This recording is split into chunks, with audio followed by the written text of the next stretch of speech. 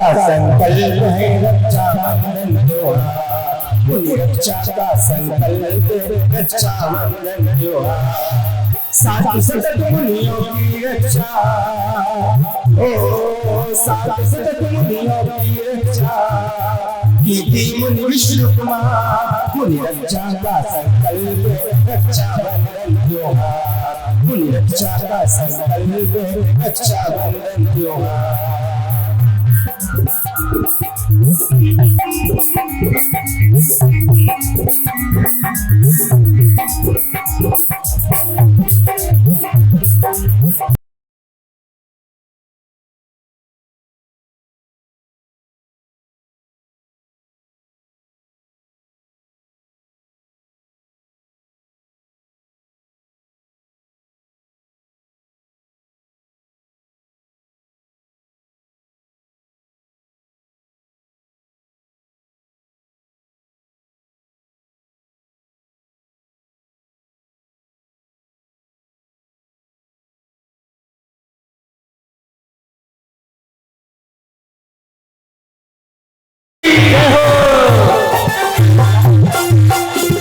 से गाती यातर जो हरिहंत देवा, करे सुर असुर नर मोने लेते सेवा। दर्श जाने सुबल तो बेदारी, 46 गुण तुम्हारी शेरावी। तेरी दिव्य वाणी सदा भव्य मानी, महामोह विध्वंस ने मोक्ष दानी। अनेकांत मई द्वार संगी बगानी, नमो लोक माता महाभंग मारी। प्रभु आराधी रंग में लोरे, रंग महाभंग मारी। प्रभु आराधी रंग में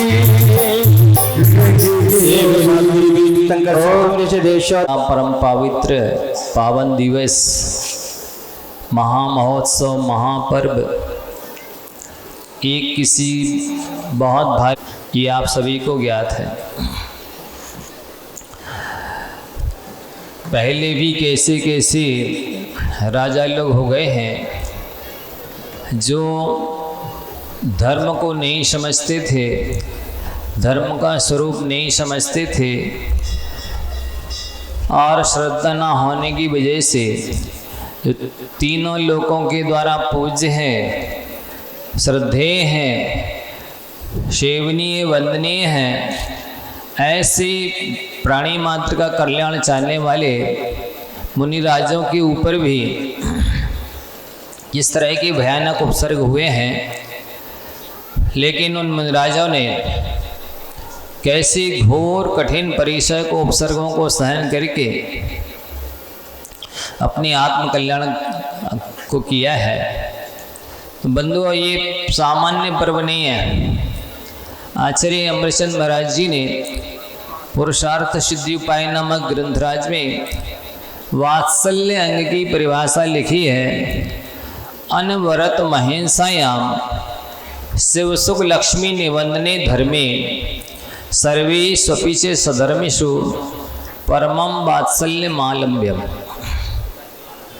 वात्सल्य किसे कहते हैं ये आप सभी परिभाषा सुन ले, समझ ले, याद रख लें। अनवरत मने लगातार, निरंतर अहिंसा धर्म में वात्सल्य करना है आपको। अहिंसा धर्म वात्सल्य कैसे करेंगे? अहिंसा को जीवन में उतार करके। अहिंसा जीवन में कैसे उतरेगी? जो हिंसा से बनी हुई सामग्री है, प्रसाधन सामग्री हो, चाहे खाने की सामग्री हो, चाहे सजाने की सामग्री हो घर को, उन सभी हिंसक वस्तुओं का उपयोग करने का त्याग करेंगे तो अहिंसा धर्म का के प्रति वात्सल्य माना जाएगा। ये भगवान जनेंद्र की देशना है। अहिंसा परमो धर्मः। आप लोग जयकारा लगाते हैं, वस्तुतः अकेले जयकारा लगाने से किसी का आज तक कल्याण नहीं हुआ। यदि आप हिंसक प्रसाधन सामग्री का उपयोग करते हैं तो आप इनडायरेक्ट में हिंसा के लिए समर्थन कर रहे हैं, इन कत्ल कालों के लिए समर्थन दे रहे हैं, कसाईयों का सपोर्ट कर रहे हैं। ये जो बनाने वाली फैक्ट्रियां हैं, कंपनियां हैं, उन सब के लिए प्रोत्साहन दे रहे हैं कि आप तो बनाते चले जाओ हिंसा के, चाहे बेल्ट हों, बैग हों, जूते चप्पल हों, और भी जो भी शैम्पू हैं, तेल हैं, क्रीम है, पाउडर हैं, लिपस्टिक हैं, मंजन है, कोलगेट इत्यादि, उन सब के लिए आप प्रोत्साहन दे रहे हैं, बल दे रहे हैं, अपनी तरफ से तन मन धन और मन वचन सभी का सपोर्ट दे रहे हैं। और ये हिंसा का समर्थन आपको बहुत महंगा पड़ेगा। जो अहिंसा के जितने निकट है वह मोक्ष के उतने निकट है, और जो अहिंसा से जितना दूर है वो मोक्ष से उतना दूर है। इसलिए बंधुओं, आपको ये आज इस रक्षाबंधन परम पवित्र दिवस में ये संकल्प लेना चाहिए कि जो भी प्रसाधन सामग्री हिंसा से बनी है, जो भी फास्ट फूड है, कोल्ड ड्रिंक्स हैं, नूडल्स बोलते हैं आप, बेकरी बोलते, जो भी बोलते हों, उन सब सामग्री का आपको त्याग करना चाहिए। यदि आप अहिंसा का पालन करना चाहते हैं, भगवान जिनेंद्र की देशना मानना चाहते हैं, उनके प्रति श्रद्धा रखते हैं, साथ ही ये जो फास्ट फूड इत्यादि को आप खा रहे हैं, इससे बहुत कम उम्र में 10, 20, 30, 40 साल की उम्र में पैरालिसिस हो रहे हैं, हार्ट अटैक हो रहे हैं, कैंसर हो रहे हैं, घर में लगभग 2, 4, 5, 7 सदस्य बीमार हो रहे हैं। आप जितना भी खा रहे हैं उससे कहीं ज़्यादा बीमारी में, दवाइयों में पैसा लग रहा है। इसलिए आपको इस पावन दिवस पर ये संकल्प तो लेनी है कि इन अभक्ष पदार्थों के खाने से बचना है और हिंसा के समर्थन से बचना है। तो उन्होंने आचार्य महाराज जी ने कहा, अनवरत महिंसायाम, कैसा है ऐसा धर्म, शिव सुख लक्ष्मी निबंधने, मोक्ष सुख रूपी लक्ष्मी को देने वाला है ये अहिंसा धर्म। शिव सुख लक्ष्मी निबंधने धर्मे सर्वे स्वपीचे सधर्मिषु, और सभी साधर्मी भाइयों में परमम वात्सल्यम आलम्यम, उत्कृष्ट वात्सल्य का आलम्बन लेना चाहिए। उत्कृष्ट वात्सल्य का मतलब क्या कि तन मन धन से सहयोग करना अपने साधर्मियों को। साधर्मी की परिभाषा आपको मालूम होगी कि समाना धर्म येषाम ते साधर्मिणा, एक ही जिनका धर्म है, एक जैसे देवसास गुरु को जो मानते हैं वे आपस में साधर्मी कहलाते हैं।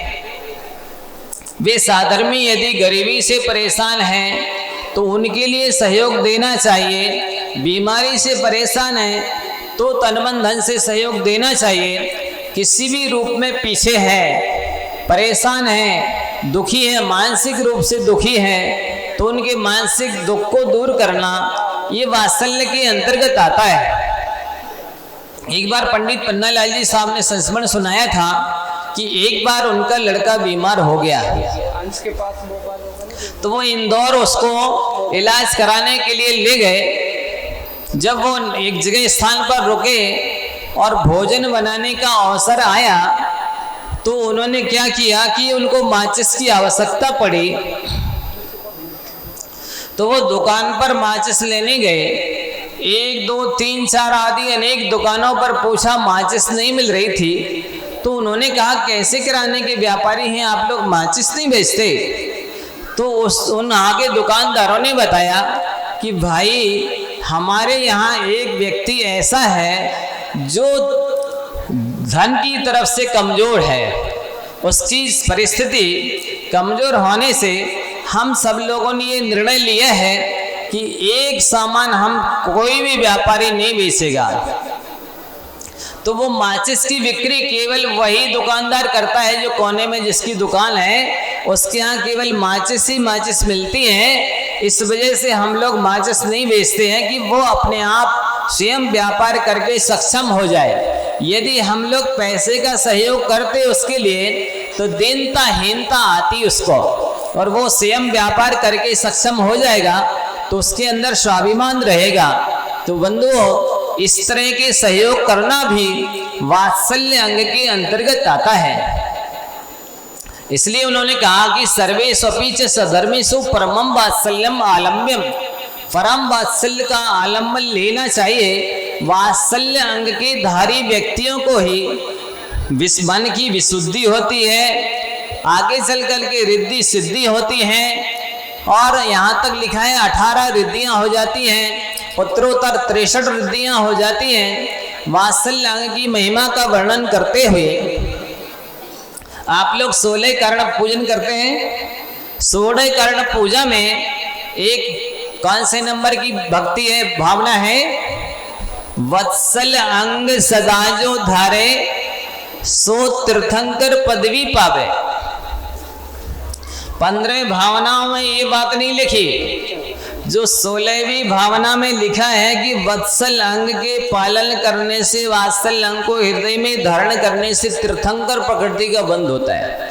बंधु, आप विचार कीजिए, क्या आपके पास कोई ऐसी चीज है, ऐसी वस्तु है जो आप साधर्मी को नहीं दे सकते, जो तीर्थंकर प्रकृति से बड़ी हो? बताइए, तीर्थंकर प्रकृति से विशिष्ट कीमती बहुमूल्य कोई वस्तु है आपके पास जो आप साधर्मी को नहीं दे सकते हैं? साधर्मी को सब कुछ दे देना चाहिए, क्योंकि उसके बदले में तीर्थंकर प्रकृति का बंध होने वाला है। इसकी इतनी महिमा है। किसी ने एक बहुत अच्छी पंक्ति लिखी है, अपने हृदय की गागर से, अपने हृदय की गागर से प्यासे जगत को प्रेम का जल पिला दो, तुम सागर बन जाओगे। याद रहेगा, अपने हृदय की गागर से प्यासे जगत को प्रेम का जल पिला दो, तुम सागर बन जाओगे। अर्थात सारा जगत, सारे प्राणी प्रेम के भूखे हैं। इनको आप कुछ नहीं दे सकते हैं तन मन धन, तो कम से कम प्रेम तो दे ही सकते हैं। प्रेम देने से अपना कुछ घटता नहीं है, सामने वाला माला माल हो जाता है। मुस्कान को कहा गया है कि मुस्कान एक ऐसा अस्त्र है जो ना चुभता है ना चूकता है। अर्थात मुस्कान सामने वाले को चुभती भी नहीं है, और उस मुस्कान के द्वारा सामने वाला अपना बन जाता है। वो अपना बनाने से चूकता नहीं है। और अगली पंक्ति लिखी गई है ऋषि मुनियों के द्वारा कि परोपकार की वेदी पर चढ़ाया गया फल कभी निष्फल नहीं जाता। क्या लिखा? परोपकार की वेदी पर चढ़ाया गया फल कभी निष्फल नहीं जाता। आप जो भी तन मन धन से किसी का सहयोग करते हैं, किसी को सुखी करते हैं, तो उसके बदले में आपको अनंत गुना लौट करके मिलता है। आपको विचार करना है कि ये वात्सल्य अंग कैसी कैसी स्थिति में पालन किया गया है। देव की रक्षा करने के लिए कैलाश पर्वत पर वाली मुनि महाराज शुद्धोपयोग में लीन थे। जानते ना, सब कुछ संसार शरीर भोगों को छोड़ करके, महाव्रतों को अंगीकार करके, इतनी उग्र तपस्या करने वाले, आतापन योग करने वाले, सूरज की ओर मुख करके तपस्या ध्यान करने वाले वे शुद्धोपयोगी मुनिराज, जब उन्हें पता चला कि रावण कहीं से लौट रहा था अपने पुष्पक विमान में, और जैसे ही वो सुमेरु पर्वत या कैलाश पर्वत के ऊपर आया और उसका विमान अटक गया। जो तीर्थंकर प्रकृति की सत्ता वाले या रिद्धिधारी मुनिराज होते हैं, उनके ऊपर से कोई भी विमान इत्यादि नहीं निकलता है। तो वो जैसे ही कैलाश पर्वत के ऊपर से जाने लगा, उसका विमान रुक गया। विमान रुका तो रावण ने अपना पुष्पक विमान नीचे उतारा और अपने मारीच मंत्री से पूछा, क्या बात है, इधर क्या है, अपना विमान क्यों रुका? तो मंत्री ने बताया कि राजन, यहाँ पर भरत चक्रवर्ती के द्वारा बनाए हुए 72 जिनालय हैं और यहाँ रिद्धिधारी मुनिराज ध्यान कर रहे हैं, इसलिए इनके प्रभाव से अपना विमान आगे नहीं बढ़ा है। उसने कहा चलो देखें का है, पास में जाके देखा तो उसने कहा अरे ये तो वही वाली है जिसने मुझे अपनी बहन की शादी नहीं की थी मेरे साथ, मेरी अधीनता स्वीकार नहीं की थी, सुग्रीव के लिए राज देकर के मुनिव्रत अंगीकार कर लिए थे। इस अहंकारी ने उस समय भी मुझे प्रणाम नहीं किया और इस समय भी मेरा विमान रोक दिया। देखता हूं। उसको गुस्सा आया रावण को और वो कैलाश पर्वत की तलहटी में पहुंचा। तलहटी में पहुंचा तो अपनी विद्या के बल से कैलाश पर्वत को उखाड़ करके लवण समुद्र में फेंकने की सोचने लगा। वो वीतरागी शुद्धोपयोगी महाव्रती बाली मुनिराज, उनको संकलेश नहीं हुआ, पर इतना विकल्प अवश्य आया कि अरे इस कैलाश पर्वत पर ये सुंदर भव्य जिनालय बने हुए हैं जहाँ संख्याति देवी देवता आकर के दर्शन पूजन करते हैं, रिद्धिधारी मुनिराज आकर के दर्शन ध्यान करते हैं। और इस कैलाश पर्वत पर कितने सारे पंचेंद्रिक वादी लेकर 2 इंद्रियादि जीव हैं असंख्यात असंख्यात, वे सब मर जाएंगे। आप ध्यान देना, इस अमृतचंद्र आचार्य महाराज ने वात्सल्य की जो परिभाषा बताई है कि अनवरत महेंसायाम शिव सुख लक्ष्मी निबंधने धर्मे, ये जो अहिंसा धर्म है शाश्वत मोक्ष लक्ष्मी को देने वाला है, ये हिंसा हो जाएगी। कैलाश पर्वत पर इतने सारे जीव हैं वे मर जाएंगे। इस अहिंसा व्रत के पालन करने हुए तो इस अहिंसा व्रत के प्रति वात्सल्य होने की वजह से और ये रिद्धिधारी मुनिराज और ये जिनालय सब यहाँ नष्ट ध्वस्त हो जाएंगे। उन साधर्मियों के प्रति वात्सल्य भाव होने की वजह से उन मुनिराज को जंघाचरण रिद्धि थी, उन्होंने कायबल रिद्धि के बल से अंगूठे को थोड़ा सा दबा दिया। क्या कर दिया? अंगूठे से उस कैलाश पर्वत को जरा सा दबा दिया। कैलाश पर्वत स्थिर हो गया, रावण नीचे दब गया, रोने लगा, बचाओ बचाओ चिल्लाने लगा। उसकी रानियां सभी रोने चीखने चिल्लाने लगे। मुनिराज के पास आकर के नमोस्तु किया, प्रार्थना की कि हे भगवान मुझे मेरे पति की भिक्षा दो, आप तो दया के सागर हैं, हम सबको क्षमा करो कृपा करो। मुनिराज तो दया के सागर होते ही हैं। उन्होंने तुरंत अपना उठा लिया।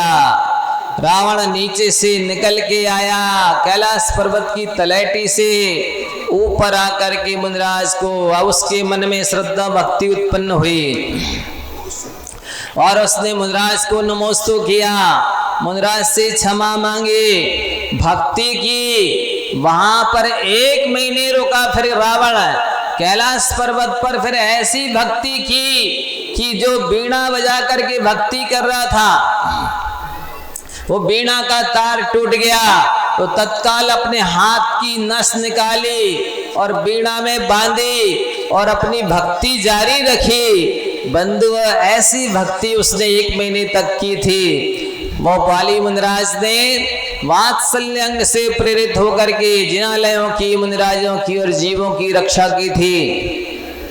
आप सबका भी कर्तव्य है कि यदि आप सम्यक दर्शन के धारी हैं, सम्यक दृष्टि हैं, तो सम्यक दृष्टि के 8 अंग होते हैं, उसमें एक वात्सल्य अंग भी है। आप सबको भी इस नश्वर तन मन धन के द्वारा देव शास्त्र गुरु की रक्षा करनी चाहिए। देव की रक्षा वाली मुनिराज ने की। अपने शुद्धोपयोग को छोड़कर आपके पास तो शुभोपयोग भी दुर्लभ है, बल्कि देवशास गुरु की सेवा करने से शुभोपयोग की उत्पत्ति स्थिति वृद्धि पूर्णता होती है। तो आपको तो ये धर्म ध्यान करना ही चाहिए। जब वीतरागी मुनिराज अपना शुद्धोपयोग छोड़ सकते हैं और उन्होंने बाद में प्रायश्चित लिया आप विचार कर सकते हैं कि परोपकार करने के लिए उन वीतरागी मुनिराज ने स्वयं का अपना शुद्धोपयोग छोड़ा, तपस्या छोड़ी और वात्सल्य का पालन करके बाद में प्रायश्चित लेकर के स्थिर हुए। ऐसा नहीं उस बहाने से दोष लग गया तो हम क्या करें, हमने थोड़ी गलती की, हमने तो वात्सल्य का पालन किया, नहीं प्रायश्चित भी लिया। तो आपको आज संकल्प लेना है कि हम भी अपने जस तक इस पिंजड़े में प्राण हैं उनके रहते हुए देवसास गुरु को क्षति नहीं पहुंचने देंगे, उनके लिए तन मन धन लगा देंगे। ये प्रेरणा लेने के लिए और देने के लिए पावन पर्व आता है बंधुओं। दूसरा दृष्टांत है कि अकलंक और निकलंक देव ने उस समय पढ़ने की व्यवस्था नहीं थी, संस्कृत इत्यादि बौद्ध विद्यालय में जाकर के पढ़ा, अज्ञात वेश में पढ़ा, और जैसे ही कोई प्रसंग पढ़ाते समय आया वो शिक्षक प्रसंग को खोल नहीं सके, सांस रख करके बाहर चले गए। वो प्रसंग में अशुद्धि थी, अकलंक देव ने शुद्ध करके रख दिया। जब बाद में आकर देखा तो उन्हें अनुमान लगाया कि अरे यहाँ तो कोई जैन विद्यार्थी छुप करके पढ़ रहा है, पता लगाना है कौन जैन विद्यार्थी है, उसको नहीं पढ़ाना है। और क्या किया, रात में सारे विद्यार्थी सो रहे थे, बर्तन पटक दिए तो सारे विद्यार्थी घबरा करके उठे, बुद्धम शरणम गच्छामि बोलने लगे, और अकलंक निकलंक के मुख से निकला अरहंते शरणम पब्बज्जामि, सिद्धे शरणम पब्बज्जामि। वे शब्दों को सुन करके व्यक्ति भी पकड़े गए तो उन्हें जेल में डाल दिया। वे इतने कुशल सक्षम चतुर थे, जेल से भी निकल के भाग गए तो भी राजा ने पीछा करवाया उनको पकड़ने के लिए, जान से मारने के लिए। पकड़े, जैसे पकड़ने की नौबत आई, एक तालाब के किनारे पहुंचे, वहां एक धोबी वस्त्र धो रहा था। तो उन्होंने विचार किया कि भैया अपन दोनों मर जाएंगे, जन शासन की प्रभावना नहीं हो पाएगी, आपकी बुद्धि एक पाठी है, आपको एक बार पढ़ने से याद हो जाता है, इसलिए आप अपने प्राणों की रक्षा कीजिए, मैं अपने प्राणों की बलि दे दूंगा, मुझे कोई चिंता नहीं है। तो उनने अपने बड़े भैया को कमल पत्र के नीचे छुपा दिया और भागने लगे। तो वो डर करके धोबी भी उनके निकलंक के साथ साथ भागने लगा। पीछे से जो सेना आई उसने उन दोनों को अकलंक और निकलंक समझ करके मार दिया, जान उनकी गर्दन पे तलवार चला दी। बंधुओं, इस प्रसंग से भी आपको शिक्षा लेनी है कि अकलंक निकलंक ने कितना बड़ा बलिदान किया है जिनवाणी की रक्षा के लिए, शास्त्रों के प्रचार प्रसार के लिए, इस जगत का अज्ञान अंधकार दूर हो और इनको ज्ञान का प्रकाश मिले, इसके लिए अपने भाई की बलि चढ़ा दी थी, बलिदान दिया था। आप सबका भी कर्तव्य अपनी संतान को अच्छे से सम्यक ज्ञान प्राप्त कराएं। सच्चे मायने में ये वात्सल्य है। बंधुओं, तीसरा एक छोटा सा प्रसंग और सुना करके मैं अपनी बात पूरी करने जा रहा हूं। तीसरा प्रसंग यही है, पावन पर्व जो अकंपनाचार्य आदि 700 मुनिराजों पर उपसर्ग हुआ था राजा के द्वारा। वो वात्सल्य के अंग के धारी विष्णु कुमार मुनिराज भी कहाँ धरणीधर पर्वत पर ध्यान कर रहे थे। ऐसे वीतरागी शुद्धोपयोगी मुनिराज की जिनको तपस्या के बल से कितनी रिद्धियां हो गई हैं स्वयं को ही नहीं मालूम।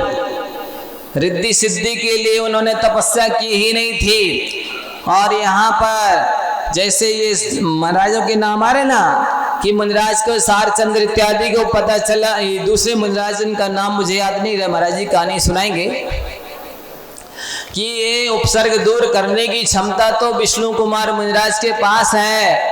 तो उन्होंने उनके पास जाकर के निवेदन किया कि भगवान 700 मुनिराजों पर उपसर्ग हो रहा है, ये रिद्धि सिद्धि आपके पास है, आप इस उपसर्ग को दूर करने की क्षमता रखते हैं।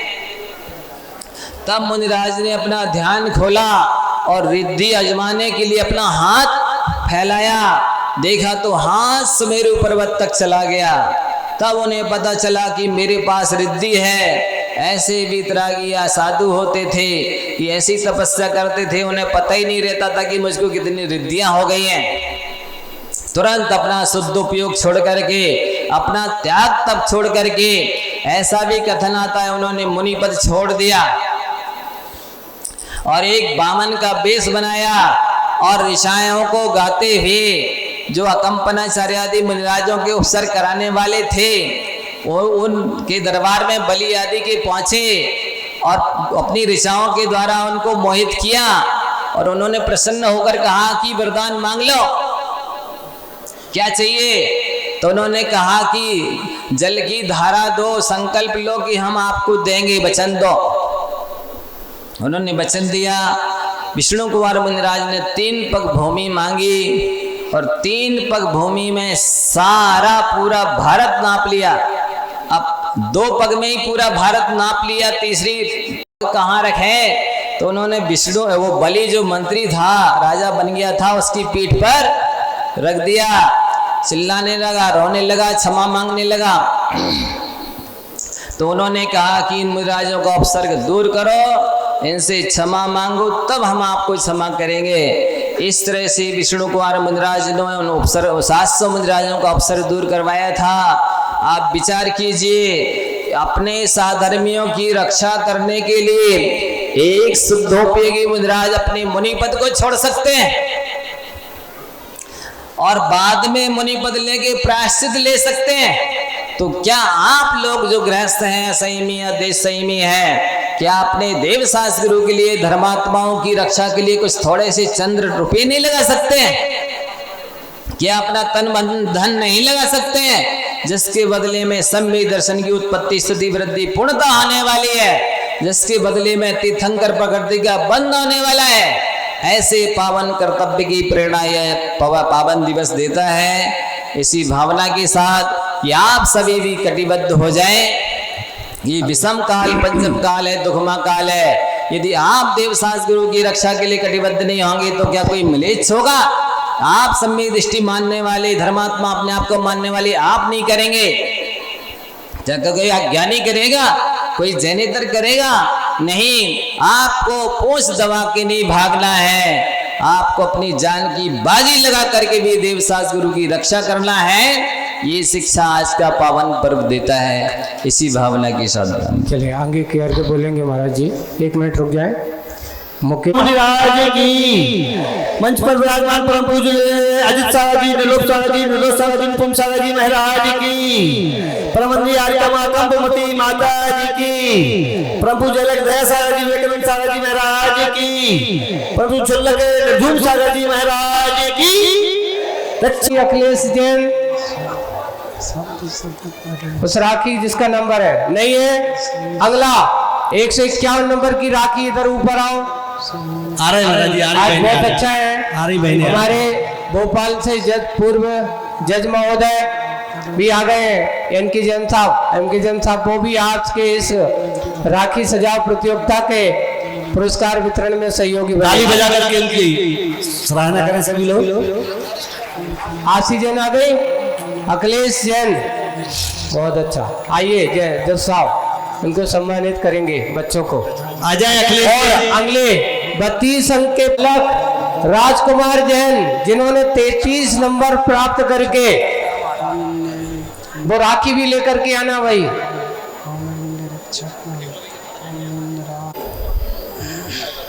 जल्दी आओ, आते जाए, शीघ्र से आते जाए, जिनका नाम लिया जा रहा है जल्दी से आते जाए। देखिए ये बनाई है उनको दो तृतीय पुरस्कार वाली शील्ड। छोटी सी बच्ची है, जोरदार ताली बजाए, इसकी सराहना करें, पुण्य की अनुमोदना ये करें। राखी जो निर्णायक उन्होंने इसको तृतीय पुरस्कार दिया है इस पर। और द्वितीय पुरस्कार जिनको मिला हुआ है 38 अंक प्राप्त किए हैं, वो है आशिका जैन, विक्रम जैन, आशिका विक्रम जैन। आरती का नंबर महाराज जी, नंबर 126 नंबर वही। ताली बजा करके उनके पुण्य की सराहना करें, द्वितीय स्थान प्राप्त किया इन्होंने। आ जाए शीघ्रता से, इनका नाम लिया जा रहा है, शीघ्रता से आते जाएं। हाँ देखिए ये है राखी वो 126 नंबर, 8 अंगों को समाहित किया है, बहुत अच्छा सा। उस समय एक दिन तोड़ना हंसी खेलेगा। प्रथम पुरस्कार वाली राशि की जाएगी। प्रथम पुरस्कार वाली राशि। आराम से गिरो मत भैया तुम। हाँ जी जल्दी चलिएगा। कौन सा भाग्यशाली परिवार होगा? उसको जमा के दो जल्दी। कितनी राशि लग गए? साठ शतक मुनियों की रक्षा की थी मुनि विष्णु कुमार, रक्षा का संकल्प रक्षा